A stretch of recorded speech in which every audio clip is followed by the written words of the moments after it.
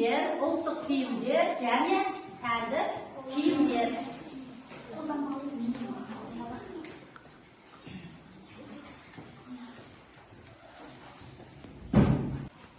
Мен 95-ші жалпы орта білім беретін мектебінің әдістеме ісі жөніндегі орынбасары және қазақ тілі мен әдебиеті пәнінің мұғалімі Күлбаева Гүлнара Қалымбаевна.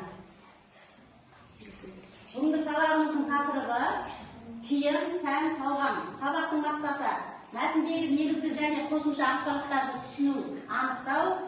Екінші мақсатымыз сөз аралығында ілгерінді кейінді тоғыспалы ықпалдарды қолдану. Балалар, сендерге өткен сабақтан бір сұрақ қоямын. Үй тапсырмасынан. Киім түрлеріне қарай нешеге бөлінеді? Кім айтады? Киім түрлеріне қарай нешеге бөлінеді? 4-ке. Қандай? Бас киім, аяқ киім, сырт киім, ұлттық киім. Жақсы, дұрыс па? Жақсы. Ұлттық киімдер, қандай киімдер жатады ұлттық киімдерге? Талғаныз айтып жүрші? Шапан, бөрік, сәукеле, Қамзол, аяқ қап, етік, тағы басқа нәрселер жатады. жарайды. Ал енді спорттық киімдер қандай киімдер шығарады? Осында айтып жүр. Кроссовка, спортивка, кофта, шалбар, тағы басқа. Дұрыс айтып ма, келісеміз ба? Сәнді киімдер дегеніміз не? Оны қай кезде киеміз? Ал мөлдір айтып. Сәнді киім дегенде оларға жеке киім бар, алтыннан жасалған, не болмаса күмістен жасалған заттар. Аксессуарлар, иә? Яғни ол сәнді киімді қай жаққа киеміз? Қалаға шыққанда, тойға барғанда, иә. Жақсы, жарайсыздар. Ал енді балалар біз өткен сабақта киім, сән, талғам туралы жалпы өттік, иә? Енді сол туралы қазір сыныпта постер қорғаймыз. Сендерге 10 минут уақыт беріледі. Одан ашып постер қоямыз.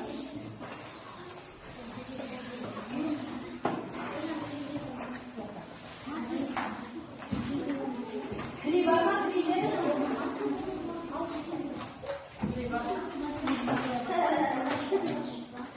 Сәнді киімдер мынаны постердің ортасына кірелеп, бояп, астына сөйлем жазамыз қазір.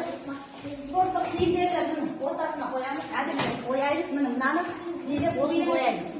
Апай, осыны бояймыз. Иә, осыны бояп, ұлттық киімдерлер ілгерді ықпалға сөйлем құраймыз.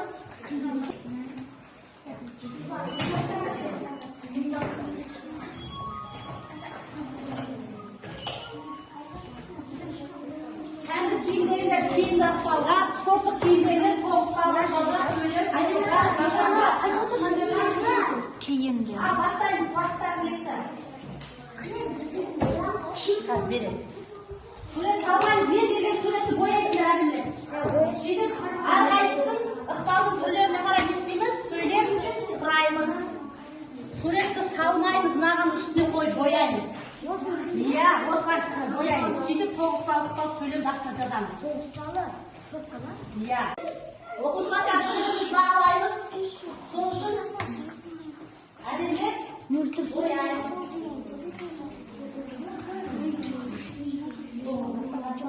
Ана қоңырдың ішінде бар ма? Мынапса бояймыз. На. Қоңыр бояймыз.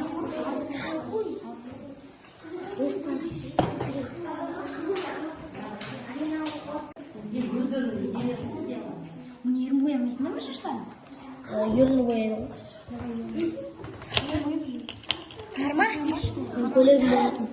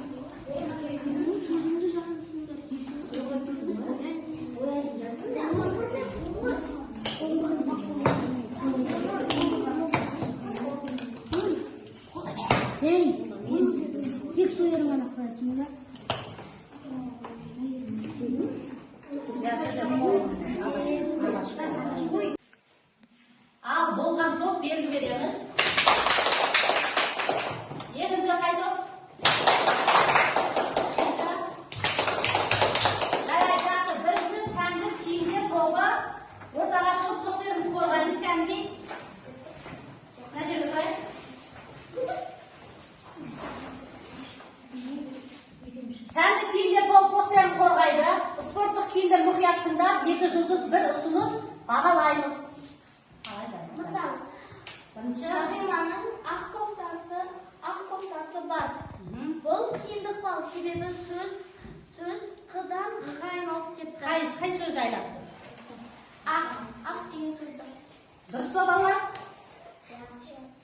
Жақсы, яғни сәнді киімдерге киімді ықпалға мысал келтіру берілген. Мысалды оқып айттық. Енді спорттық киімдер тобы.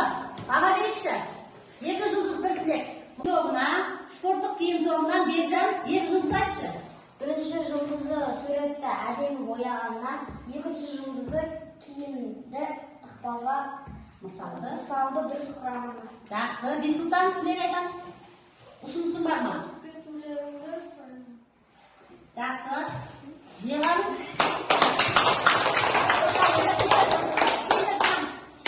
Жақсы. Спорттық киімдер.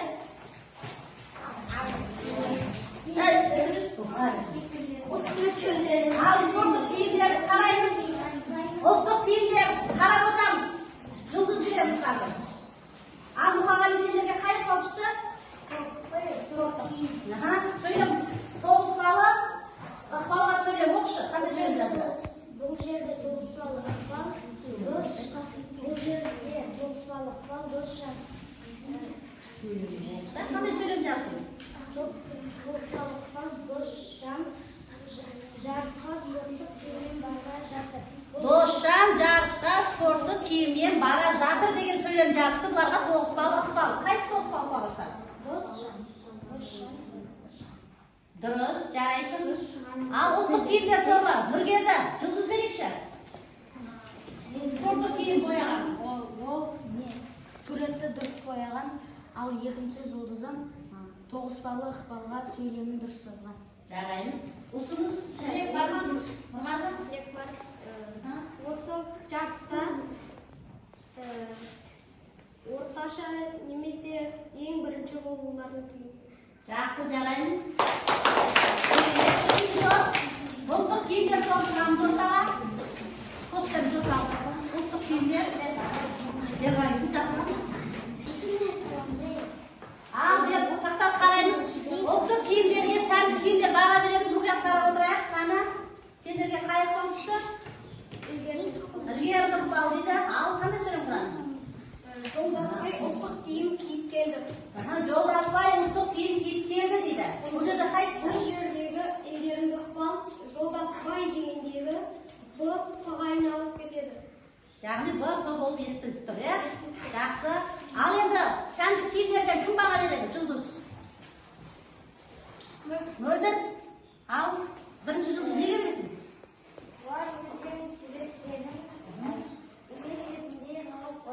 Әдем бояды, е? Екінші жұлдыз. Ілгерінгі ықпалға жақсы сөйлем құраған. Жақсы, керемет. Ұсыныс тілек бар ма? Кім айтады?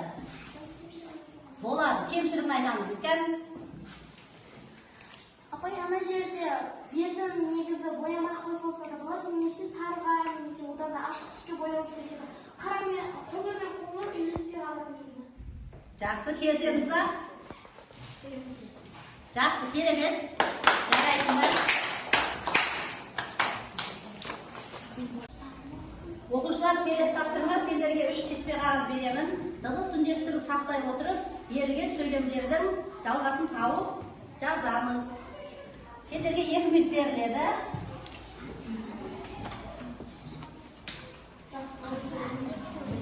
Алып сөйлемнің ішінен қосымшаны жалғаймыз. Топтарымыз жасаймыз.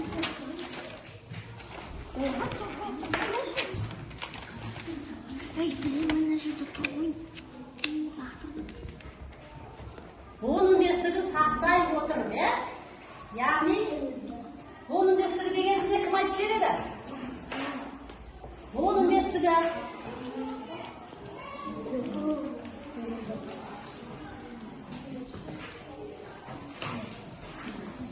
Абай. Ал спорттық киімдер тобы біріншіден оқыңызшы.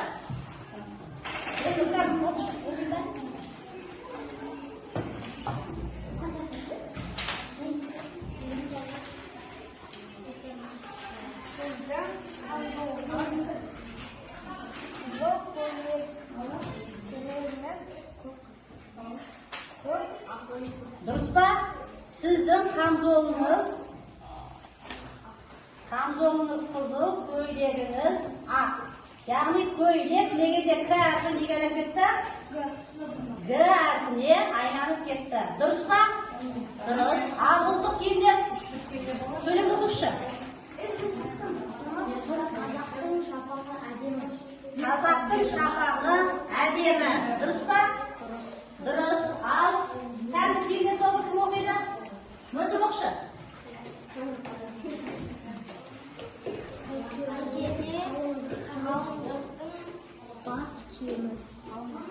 Сәукеле қалыңдықтың бас киімі.